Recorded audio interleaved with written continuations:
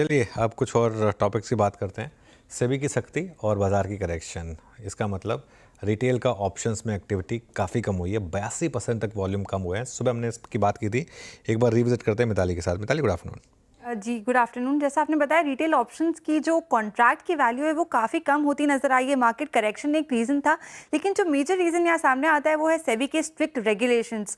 तो नवंबर में वो रेगुलेशंस चालू हुए थे, वहाँ से देखें तो आप 77% का हमें डिक्लाइन देखने को मिल रहा है। अक्टूबर में जहाँ हमने सबसे हाइएस्ट लगाया था, वहाँ से कॉन्ट्रैक्ट की जो वैल्यूज़ है वो बहुत ज़्यादा गिरती हुई नजर आ गई है। 82% का डिक्लाइन हमें कॉन्ट्रैक्ट्स में देखने को मिला है।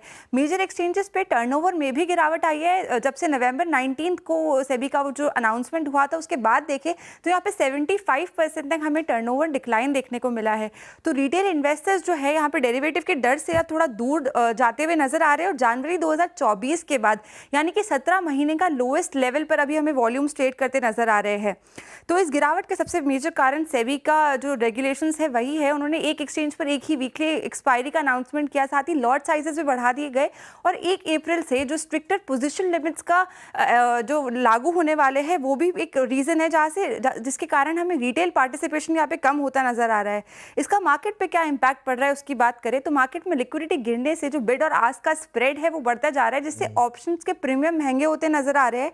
साथ ही स्मॉल और मिड कैप स्टॉक्स में जो करेक्शन देखने को मिला वो सिग्नल देता है कि रिटेल स्पेकुलेशन अब कम होती नजर आ रही है, जो कि सेबी का मेन मोटिव था। यहाँ पे बीएसई के शेयर्स की अगर बात कर ले तो यहाँ पे अपने 52 वीक हाई से 35% का करेक्शन यहाँ पे देखने को मिला है। आज फिर भी स्टॉक में हमें अपसाइड मोमेंटम देखने को मिला है, लेकिन ओवरऑल अगर बात करें तो वॉल्यूम्स काफी डिक्लाइन होते नजर आ रहे हैं ऑप्शंस ट्रेडिंग में। शुक्रिया मिताली। तो option liquidity drawing, impact cost high. Anuj, मैं इनफैक्ट मानस से पूछता भी कुछ देर में इम्पैक्ट कॉस्ट बढ़ी है क्या, बट एक सब्सटेंशियल चंक इनके रेवेन्यूज़ का, चाहे वो आप एक्सचेंजेस को किसी को भी ले लीजिए, यहीं से आता था। अब की बार अर्निंग्स पे इसका इम्पैक्ट डेफिनेटली विजिबल हुआ है ना। भले ही बाजार की स्ट्रेंथ है, पर ऑप्शंस का इनकम तो जाएगी, नो डाउट। नहीं, खैर वो ऑप्शन की इनकम तो जाएगी, खैर वो अपनी जगह है वीरू। मैं लेकिन इसमें ना मेरा एक बस थोड़ा सा एक व्यू ये है, मेरा व्यू ये है कि चलिए ठीक है, जो रेगुलेटर्स चाहते थे वो हुआ, वॉल्यूम्स कम हुए। इसमें आप एक चीज़ लेकिन आर्ग्यू कर सकते हैं कि जो 93% ट्रेडर्स पैसा लूज़ कर रहे थे, तो अब ऐसा नहीं है कि वो 93% कम हो जाएगा, रहेगा वो 93% ही।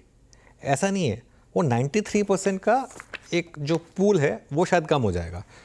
पहले ये 93% अगर 10 लाख रुपए गंवा रहे थे, तो अब हो सकता है कि 93% 5 लाख गंवा रहे हों। गंवा फिर भी रहे होंगे ये 93%, लेकिन इसमें इशू, इसमें असली नुकसान पता किसका हुआ है?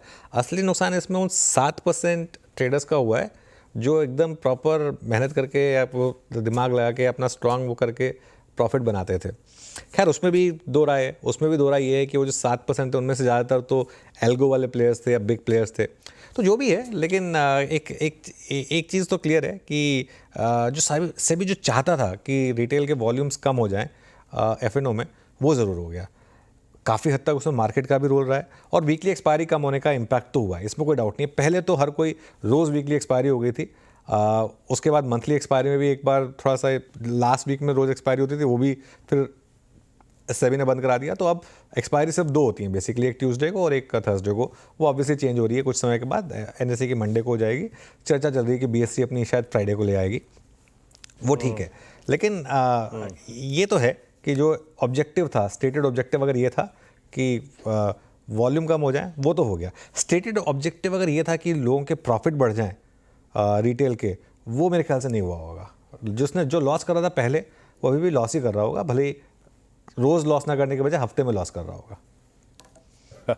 ये बात तो सही। अच्छा मानस, वो जो क्लाइंट्स को आप लोग इशू अपना ट्रेड रिकमेंड करते हैं, लिक्विडिटी है ऑप्शंस में, इतने स्टॉक ऑप्शंस में स्पेशली कि देखिए इम्पैक्ट मेरा पड़ा समझना ये है कि जो स्टॉक ऑप्शन है वहां पर बहुत ज्यादा इफेक्ट नहीं आया है। वहां पर जो क्लाइंट्स ट्रेड कर रहे थे वो अभी भी वैसे ही ट्रेड कर रहे हैं। जो ज्यादा क्लाइंट अब मार्केट में नहीं है ऑप्शन ट्रेडर, वो बैंक निफ्टी और फाइनेंशियल निफ्टी में नहीं है। निफ्टी में भी जो मेरा कैलकुलेशन, जिस तरह मैं अपने क्लाइंट्स को जानता हूँ, निफ्टी में भी ऑप्शंस में वॉल्यूम्स वैसे ही हैं। वहां पर बहुत ज्यादा कमताई नहीं हुई है, लेकिन बैंक निफ्टी और फाइनेंशियल निफ्टी पे सबसे ज्यादा हिट हुआ है। और देखिए जो ट्रेडर इस टाइम ऑप्शन में नहीं है, उसका बहुत बड़ा रोल है कि मार्केट क्रैश हुआ है। मार्केट पिछले 3-4 मंथ से परफॉर्म नहीं कर रहा है, इसलिए जो इंटरेस्ट था, क्योंकि जो क्लाइंट्स होते हैं या जो ट्रेडर होते हैं, ऑप्शन ट्रेडर होते हैं, वो पुट में नहीं करना चाहते हैं। वो उनको खरीदना होता है, लेकिन वो मंदी करने से हमेशा डरते हैं, इसलिए वो पुट में भी खरीदारी नहीं कर सकते हैं। इसलिए वो जो कॉल में खरीदारी कर रहे थे, वो दूर हो गए मार्केट से, क्योंकि उनको लगातार पिछले 4-5 मंथ में लॉस हुआ है। तो सच है, ये बात तो सच है। शॉर्ट करना, लॉन्ग पुट बाजार में इस प्रकार के मतलब ट्रेडर्स कम है, यकीन मानिए।